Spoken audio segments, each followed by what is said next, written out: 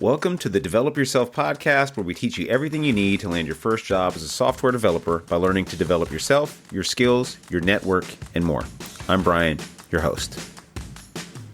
If you're working full-time, maybe you're raising kids, maybe you're commuting, maybe you're doing some combination of all those things, and you're wondering, how am I supposed to find the time to learn to code? I can barely find the time to go to the gym or cook dinner or even bathe myself.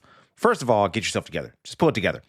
What I'm going to do is give you 3 practical tips, things that I did in order to find time where I had none, in order to learn to code and change careers, and then do all sorts of things that changed my life for the better. So let's get right into it. I'm just going to give you 3 practical things you can do as a person that's changing careers, wants to learn to code. You're a busy adult. Maybe you got kids. Maybe you got all sorts of things going on, and you need to find time. How do you do it? First off, let me tell you that 10 years ago, I was in your situation. I'm not just talking about this stuff. I have 3 kids now. I had 2 kids at the time. One was a toddler, like 1 year old, and one was like 7 or something at the time. I had a job in the San Francisco Bay Area where I had to commute. And if you're in the Bay Area, you know how bad the commutes can be. It was like an hour drive to get to work.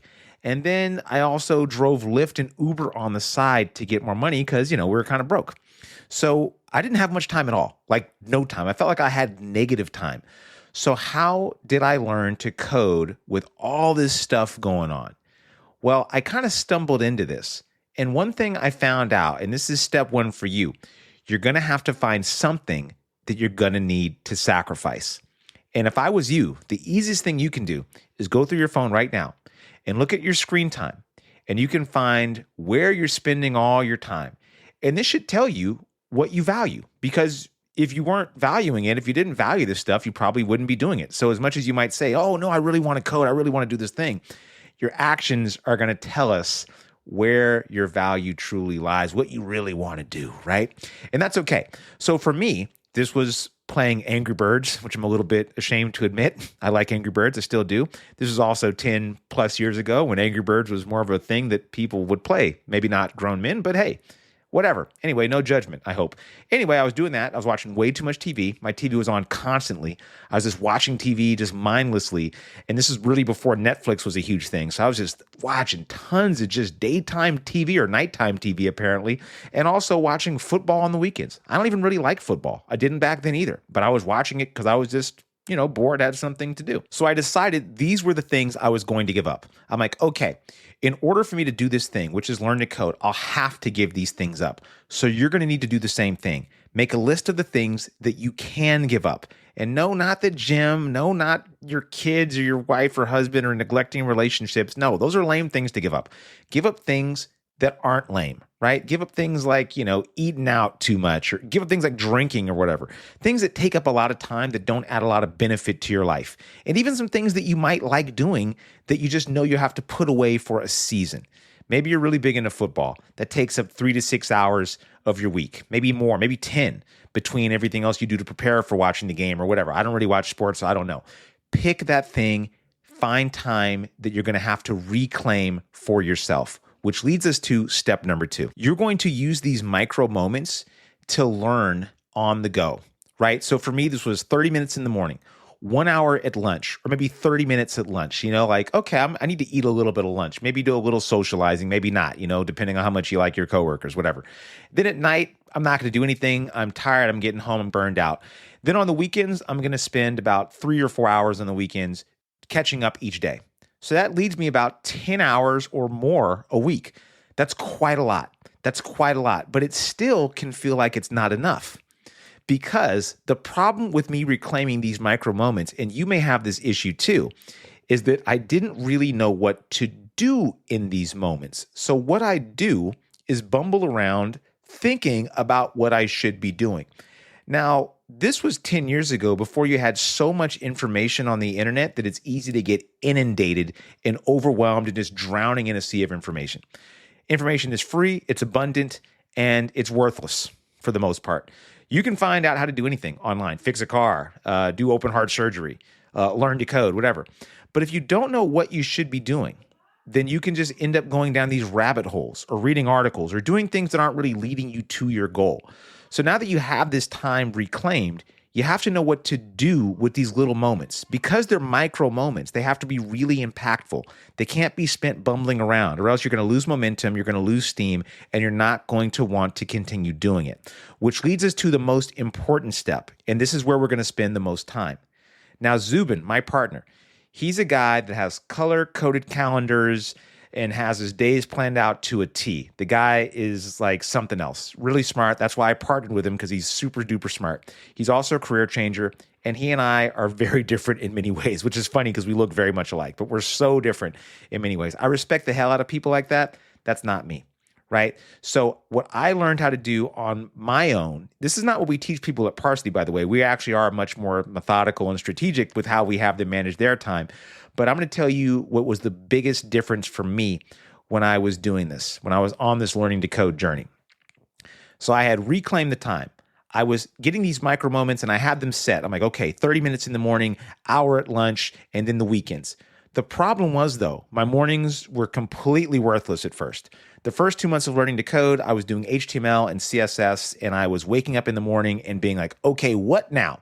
I'd sit at my computer and feel like I was doing something because I was sitting there, wasting time. I was reading a book about HTML. Can you imagine how worthless that would be to do? Reading a book on HTML. Just think about that for a second. So you don't just need speed. You don't just need time. What you need is clarity. So step 3 is getting a direction, having a plan on what to do. Super duper important. So at this stage, I was like, what is my ultimate goal? So my ultimate goal was to become a web developer, somebody that could build a website. That was my ultimate goal. Super simple goal at the time, right? Much simpler in 2013 than it is in 2025, right? Nowadays, it includes HTML, CSS, JavaScript, Next.js, React.js, server-side components, all sorts, SQL, Mongo, AWS, and the list just goes on and on and on and on and on. Back then, I'm like HTML, CSS, jQuery, AngularJS. Anyways, I knew what I should be able to build. Now, that was a really powerful thing to know. Now, if you don't know that, you'll have to get some sort of clarity on what you should be able to build. I have an article where I can list out those things for you that I'll include in the show notes because I like you, and it can lay out kind of the basics of what you should know as a web developer. If you're a machine learning engineer or a mobile app developer or a blockchain engineer, your path may look different, and it's not a one-size-fits-all thing, which is exactly why at Parsley we make people custom curriculums, because we know that everybody needs a bit of a different map to get to the place where they want to go. Think about this. Zubin told me this, and this is my last little tangent before I get into the practical part of this. Imagine you're in California and you want to go to New York. You could go 2 directions. You can go east, which would be smart. You'd get there in, 12 hours of driving. Or you could go west. Now, would you hit New York eventually going west? Absolutely. How long would it take you to do that? Months? Weeks? A year? Potentially, right? So speed is not always the most important factor. It's clarity. This is what we really need. We need direction. So me as a web developer, I'm like, okay, I need to be able to build this thing. And so I had a project in mind. I'm going to build a website for the city of Oakland. Now, your project should be whatever your project is. Now, what I encourage you to do is break this down into tasks. Decompose this into small pieces that you're going to do on a daily basis. Sometimes it might be research. Sometimes it might be coding up some part of some application. Sometimes it might be completing a part of a tutorial. That's fine. Just know what you're supposed to do before you wake up. And here's the hack, in quotes, that I can tell you that worked for me. I have really cheap notebooks that I just stack by the dozens now. I write in notebooks constantly. I wasn't always like this, and I'm still not some sort of like journaling type of dude or affirmation type of guy. And if you're into that, that's your thing, right? Now, what I did was to make sure I wasn't losing track of all these great ideas I was having at night, was to buy a really cheap notebook, and I'd have it right by my bed. And I still do this nowadays. When I wanted to read the Bible more, I kept a Bible by my bed. When I just wanted to read more, I kept a book by my bed. When I want to write, I will keep a notebook and a pen by the bed. This is a reminder. This is a cue for the habit that I want to begin building. So learning how to do this, building this new habit is something you're going to need. You're not going to have motivation. You're not going to have ambition at the end of the day. You're just going to want to go to sleep. So if you have your notebook sitting in some fancy office somewhere or in your backpack, whatever, you're not going to do it. So what you need to do is have it really close to you so you can immediately write into it and also get that cue to do it before you go to sleep. Then when you wake up, you're going to know exactly what to do. I like using notebooks. I know there's tools like Notion and Trello and all these cool tools out there. just use a notebook. It's super simple. It's really effective, but also just use whatever the hell you want. Just have some way to know what you're supposed to do. Now, here's the reality. Most people won't follow this at all, and most people will get the results that most people get, which is not what they ultimately want. So learning how to manage your time, like it or not, is your superpower as a career changer who wants to learn to code. People that don't get this fundamental aspect of learning to code and changing careers won't make it.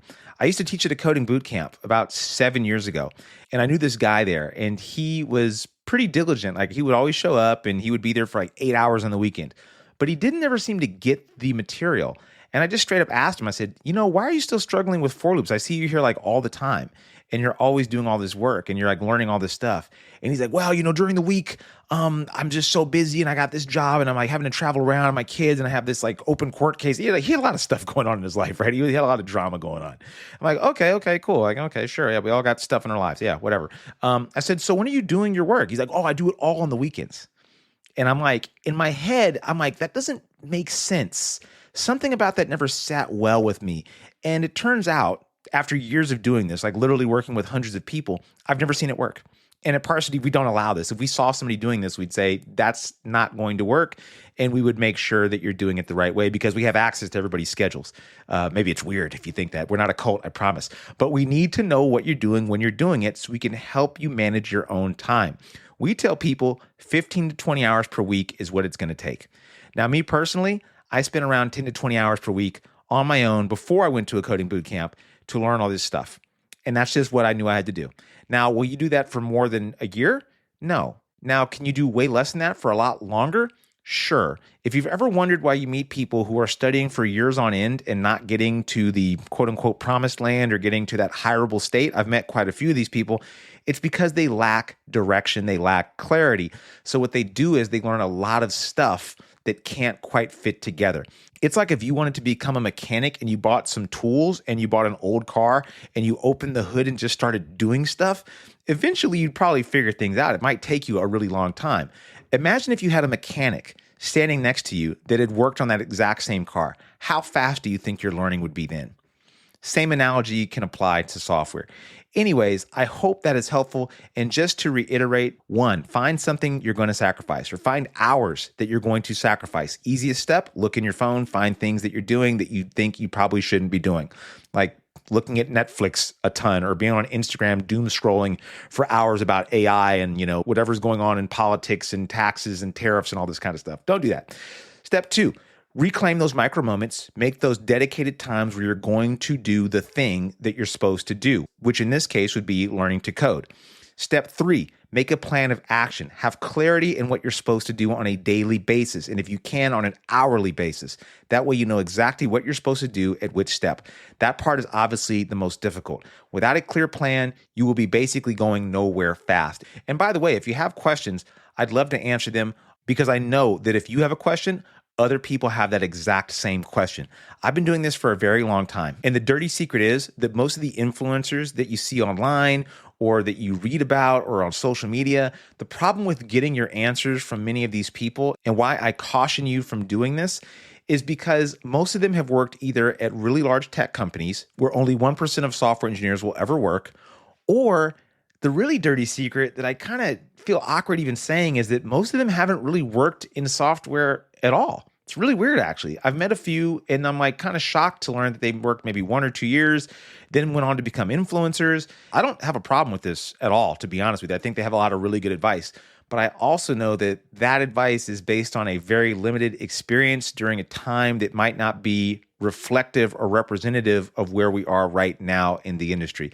I'm still working in software. I'm still teaching people how to code and get into the software industry. So I'm actively in it, going through the same things that we all are. Been laid off last year, went through like 10 interviews. But yeah, I mean, I've done all the stuff that, you're reading about, and I think I can speak fairly intelligently about it and give you some practical advice based on what I know works for me and other people that I've seen in Parsity and other programs where I've worked. And I'm not meaning to say that I'm the source of truth or anything either.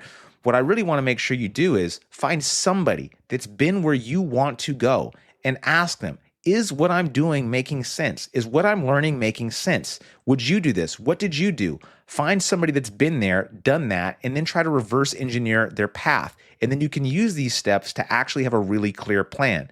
Now, if you want, you could just go to Parsity where we do all that for you. But whether you do or whether you don't, if you do what I just laid out for you, you're going to have a hell of a lot better chance than just kind of vibing your way through coding career and coding tutorials. As usual, I hope that's helpful. And if you have questions, please leave them in the comments. Hit me up at brian@parsity.io or however you want to get in touch with me on LinkedIn, wherever, because I really want to answer more questions from people that are out there living it and give them practical advice that other people can benefit from too. Anyways, have a great weekend and I'll see you around. That'll do it for today's episode of the Develop Yourself podcast. If you're serious about switching careers and becoming a software developer and building complex software and want to work directly with me and my team, go to parsity.io. And if you want more information, feel free to schedule a chat by just clicking the link in the show notes. See you next week.